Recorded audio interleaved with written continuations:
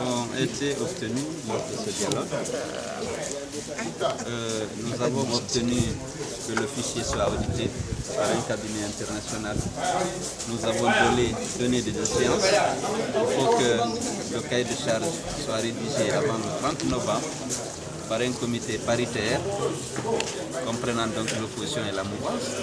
Et il faut que le cabinet international dépose son rapport avant le 31 mai et qu'il formule des recommandations permettant à la Guinée d'obtenir un fichier qui reflète réellement le corps électoral guinéen et qui serait un fichier biométrique moderne. En ce qui concerne la CENI, nous avons obtenu qu'une nouvelle loi soit adoptée, une loi portant création, organisation et fonctionnement d'une nouvelle CENI, et cette loi doit être adoptée à la session des lois. Nous avons obtenu que les chefs de quartier ne soient pas nommés et les chefs de district.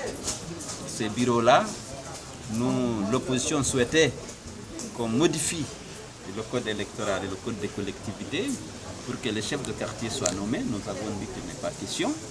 Nous avons trouvé un mode d'élection des bureaux de quartier, des chefs de quartier, en tenant compte de la volonté des habitants de chaque quartier et de chaque district, en utilisant naturellement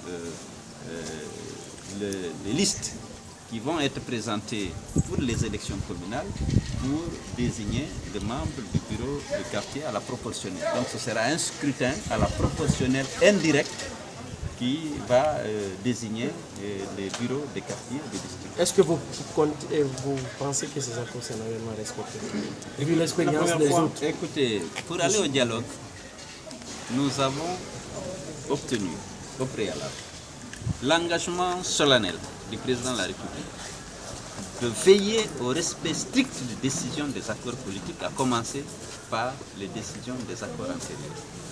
Je pense que jusqu'à présent, le président de la République a joué son rôle justement au cours de ce dialogue pour que les décisions antérieures soient respectées.